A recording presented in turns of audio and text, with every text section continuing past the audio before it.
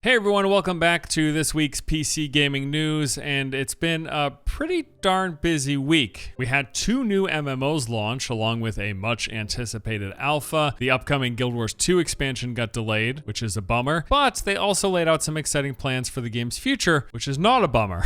We got some in-depth information about the recently added Outpost Rush PvP for New World. There are a few new games for us to check out, and much more. This is a pretty jam-packed episode, so let's go ahead and kick things off with this week's top stories. First up, New World released a video diving into its new PvP mode, Outpost Rush. Now, we first learned about this in vague detail during one of the recent alpha updates, and now we have a pretty clear picture of exactly how it's going to work. Outpost Rush is a 20 vs 20 PvPvE battleground where players fight for control of strongholds and collect points by upgrading outposts, gathering resources, capturing objectives, and defeating enemies. Each team starts spawning on the opposite ends of the map, and their first goal is to capture an outpost, which are used as forward bases and can be upgraded, adding a variety of structures. So you're going to go out and gather resources, which are then used to do things like upgrade the front gate, making it harder to break down. You can create protection wards that act as respawn points, build repeater turrets or oil pots, and construct a command post that will provide your team buffs. And beyond fighting enemy players and defending your outpost, there are going to be alternative ways to collect points and win a match. You can build siege equipment and attack the opposing team directly, use summoning circles to call in allied creatures like this giant bear. You'll collect Azoth, which can be sacrificed at corrupted portals to gain advantages, or if you defeat Baroness Hane, who spawns periodically throughout the match, you'll gain a strong buff for your entire team. So collect resources, siege enemy outposts, capture objectives, all of these things score points for your team, and the side with the most points at the end wins, which will grant you gold and loot. Outpost Rush seems like this nice structured alternative to the open world PvP flag system, or the infrequent and difficult to join territory wars that the game currently has. I really like the inclusion of this new mode, and I think I also appreciate the fact that it's got layers to it beyond just attack the enemy players or try to hold these outposts. Now, as of now, I would say that New World remains one of my most anticipated MMO launches for this year. All of the cash shop drama aside, I think the game looks great, it has an interesting world to explore, and is structured a little differently than most of the standard theme park MMOs. Does that necessarily mean it's better? No, it doesn't, especially given that it's going to be a bit bare bones in terms of what we're getting for that structured PvE, but it'll be something new to sink my teeth into, at least for a little while. So New World's closed beta is happening later this month, starting on July 20th and lasting until August the 2nd, and then the official launch of the game will be happening on August 31st. Hopefully this is the last official launch, because it's like the 4th official launch that the game is supposed to have. Next up, the upcoming End of Dragons expansion for Guild Wars 2 that was originally scheduled to launch this year has been delayed. In a recent blog post, they touch on the reasons why, saying, as expansion development has progressed and the real-world challenges of the past year and a half have changed the way we live and work,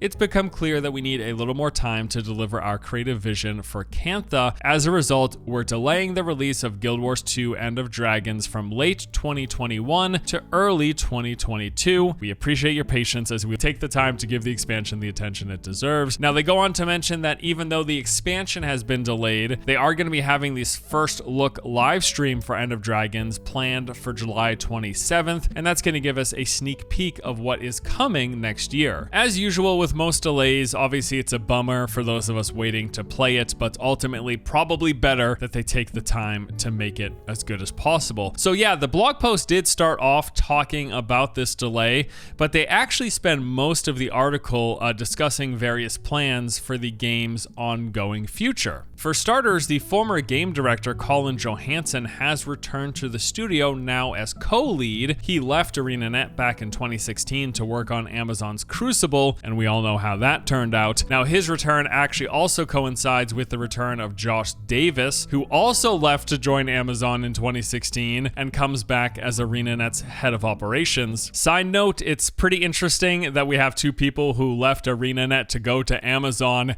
coming back after just a few years. Not really surprising, as I've covered in depth here on the channel.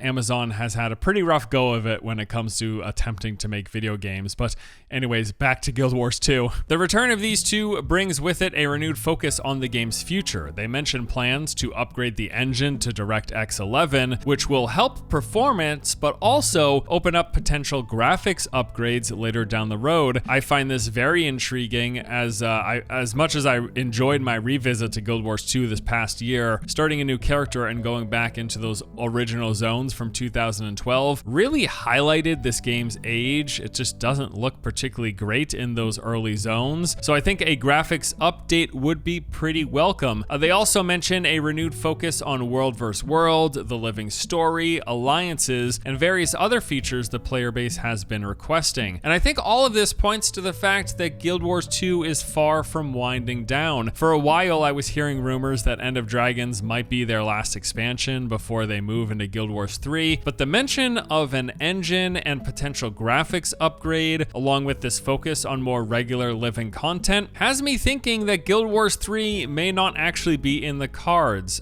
Not too surprising. I mean, I don't really expect a World of Warcraft 2, an ESO 2, or a BDO 2. It feels like any of these MMOs that are even somewhat successful aren't going to be going anywhere. Instead, they will continue to be added upon. That makes a lot of sense. All of this also reminds me how unusual a time it is right now for MMO fans. There's almost too many things to play.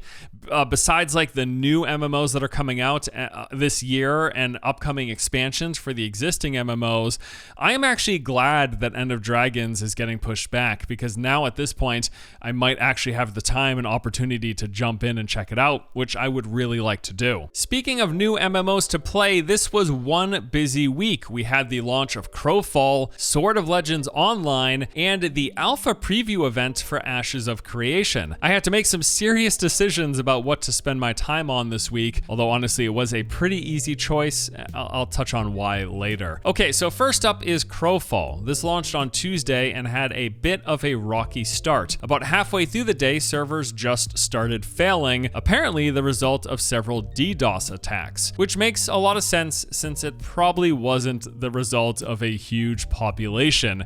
I hate to say it, but it looks like some of my early concerns about the lack of hype around this game were true. There's just not a lot of people interested in Crowfall. Twitch numbers are abysmally low for launch week, but that's just a small part of the story. I think the real killer here is the reported concurrent player count, apparently peaking around 3,000 players according to the data collected directly from the game's servers. I also think the $40 base box price for Crowfall isn't helping matters. Not that I advocate that everything should be free to play, as we know what that tends to lead to in terms of monetization, but given that, unfortunately, the game doesn't look terribly good, nor has much buzz around it, and I barely saw any marketing prior to launch, I think $40 for players to give it a shot isn't helping its case. I wish nothing but the best for Crowfall, honestly. I hope that I get around to spending some more time with it at some point in the future, and I hope that it turns the ship around, because yeah, things are not looking great after these first few days post-launch. Right now though, there are just too many other interesting games on my horizon, one of which is Sword of Legends Online. Now, I really can't help but compare this to Crowfall, as they are both new MMOs launching just a few days apart. Of the two, Solo has started off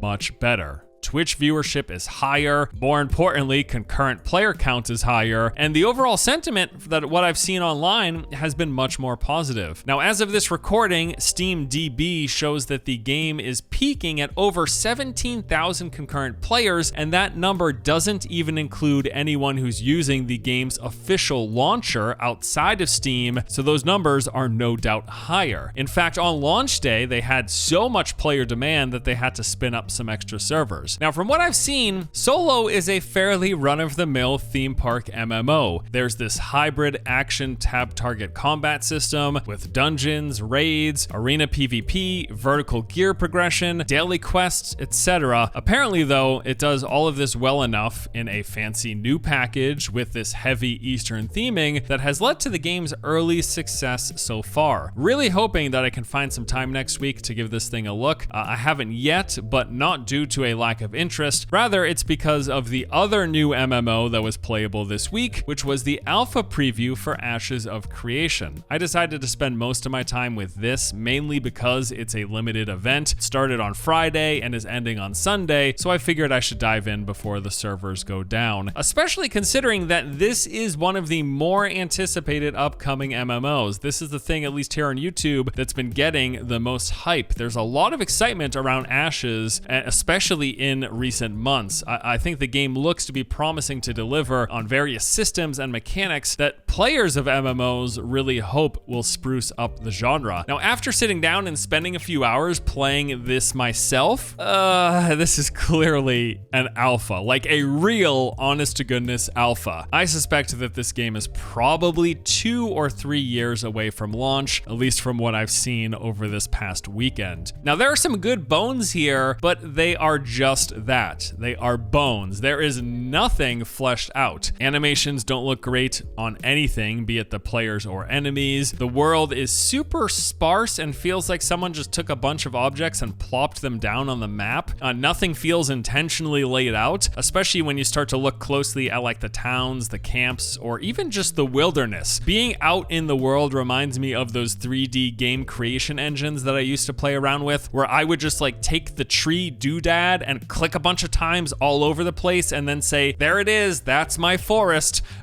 That's exactly what this feels like. Like there's no layers or depth to any of the environment whatsoever. Then there's interacting with NPCs, the gathering resources, the looting, the user interface. Literally everything needs more work. Now that said, the good news is it should be getting more work because again, this is an actual alpha and clearly still years away from launch, to the point that I'm actually kind of surprised that they're doing this alpha without an NDA applied. But as I said, Ashes has been getting a lot of hype built up around it, so I suspect they're trying to cash in on that by selling these pre-order founders bundles. You know, regardless though, as always, I remain optimistic about this thing and I hope that development continues in a good direction. And whenever this game launches, be it like 2024 or whatever, I hope that by the time it comes out, they take all of the fantastic ideas, lots of fantastic ideas around Ashes of Creation. It just needs a good game to play and a good world to be immersed in on top of that. We'll give it a few more years.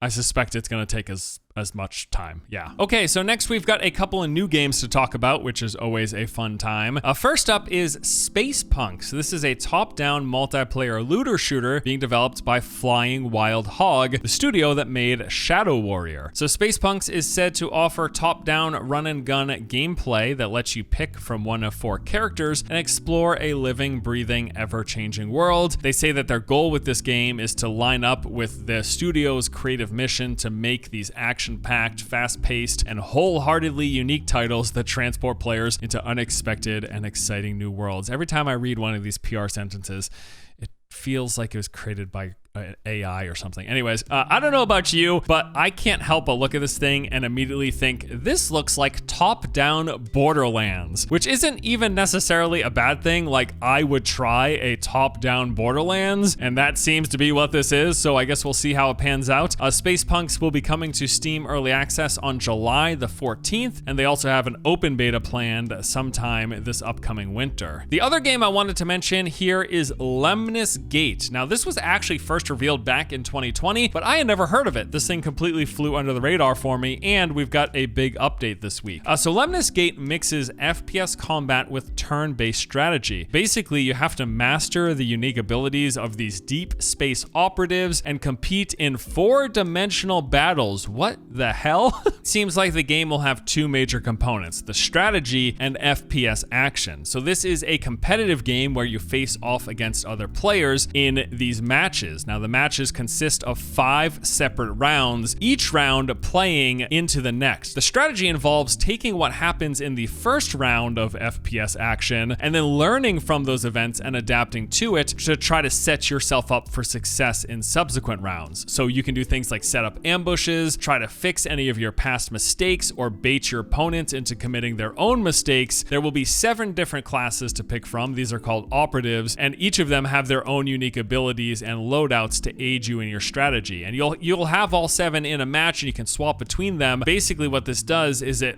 do different things like lay down damaging toxic waste in the enemy's path. You can slow time to make sure that you're landing the perfect headshot, or deploy these protective orbs that you can use in future rounds for yourself. And again, all of this done in this FPS actual gameplay. So the big news for the game here though is that they have a beta test this month from July 22nd to the 26th. In it, you'll get to try a limited version of Lemnis Gate with access to the 7 operatives and 2 of the game modes, as well as 4 of the maps. So the beta is going to be playable through Steam. It will be free for everyone, but it does require you redeem a code from either their Twitter, Discord, or Twitch drops. I really hate when companies do this, but I guess it's a way of throttling the amount of people on their servers. So there's actually some like technical reason why you would want to do this besides FOMO building. There's going to be some exclusive cosmetic beta rewards as well, like some skins, blah, blah, blah. I hate this stuff too. Anyway, the game is pretty neat sounding, honestly. A really cool concept. Might be too strategic for me, like this level of depth of having to remember things from all the prior rounds and then plan for future rounds and then balance between the two as you move throughout the rounds. I might be too stupid for that, but it's a really, really cool idea. Next up, do you remember Magic Legends? Yes, that Magic-themed ARPG that was recently canceled before it ever officially launched. Well, it's getting new features. Just this week, Cryptic introduced the ability for players to construct 3-color decks up from the prior limit of 2 colors, unlocking a whole new range of customization with new possible spell combinations. So this begs the question, why is this happening? Like, they just announced the game's servers are going to be closing this fall and that they're refunding anyone who ever spent any money on it. So why would they put any more development time into the game, even something as seemingly simple as this? Well, one possible answer is they've already developed this and they just never got around to rolling out the patch, so they're like, hey, might as well give this to people. But another possibility, and my guess here, is that we're not done with Magic Legends. And now, I think this particular version of the game is getting canceled. I'm not going to say it's going to keep on going. They're going to uncancel it. But I've got a hunch that with all the time and money they've sunk in, I don't think they're going to be throwing all this stuff away. My money is on them retooling and almost certainly rebranding Magic Legends for an eventual re-release as something quote-unquote new. I think if nothing else, maybe we won't get a PC and console version, but I suspect we will almost certainly see the revived corpse of Magic Legends under a brand new name that will come to mobile devices. And they're going to monetize the shit out of it because, of course, why wouldn't they? You've probably seen Final Fantasy XIV has been getting a lot of buzz recently, which, judging from all the YouTube videos I've been seeing, is at least partially fueled by some disgruntled WoW players. Well, it seems that Square Enix has taken notice to this as well, and in order to coerce players to return, they are currently running a 2-week-long free login campaign for any lapsed accounts. So what this means is that if you've played in the past and you want to come back but don't want to pay a subscription fee, you can jump in for free from now until July the 23rd. This is going to work for anyone who has already purchased the game but has been inactive, had an inactive account for at least 30 days. So if that's you and you want to play it again, now's the time. I'll admit too here, I feel the pull myself. Right this second though, there's just enough other things that are keeping me busy for me to play that I think me trying 14 will continue to remain on the back burner. The Western launch of Lost Ark fast approaches, still targeting a Q4 release. This thing will be here before you know it. And in the meantime, we've got some more information on what we can expect, specifically for the classes. So this version of the game will include the heavy-hitting but slow warrior, the quick and lethal martial artist, the mystic conjuring mage, the long-range gunner, and the demonic-themed melee assassin. So these are going to be the 5 base classes, and if you don't know much about Lost Ark, basically each of these will have various transformations into subclasses with specialized roles. Now down the road, they will be adding more base classes until the Western and Eastern version reach parity. Apparently part of the reason they've held back on putting everything in the game from the start is due to some balance issues and planned upcoming changes for classes in the Eastern version of the game. game. So those are all of the big PC gaming news stories for this week. I got a couple of other quick things that I want to mention before we wrap this thing up. There's a new Path of Exile expansion that's coming this month. So on Thursday, July 15th, Grinding Gear Games will be holding a live stream where they showcase all of the brand new content, and then that update will be going live the following week on Friday, July 23rd. For the other big ARPG, Diablo 3, they've got a new season, season 24, that's also starting on July 23rd. What a coincidence. Those two dates line up perfectly. It's almost like it was planned. So this particular season for D3 will be featuring the Diablo 2 throwback of ethereal weapons. There will be 3 of these for every class, and each one will offer a random legendary and class power. And then finally, Tencent will be utilizing recent breakthroughs in facial recognition technology to monitor children and prevent them from gaming between 10 p.m. and 8 a.m. in China. This is part of what they're calling their Midnight Patrol system. This all sounds super fun and not even remotely dystopian, right? That's great. Anyways, that pretty much does it for this week's PC gaming news. Thank you so much for tuning in. I hope you guys enjoyed this episode. I've been having a lot of fun. We're going to keep this train rolling. This has been good. We get a little wrap up of all the news, put out a nice video for you guys, synopsing as a synopsis. English, I know English, yeah. Thank you for watching. Hope you guys enjoyed the episode. Appreciate you. I'll see you later. Tschüss.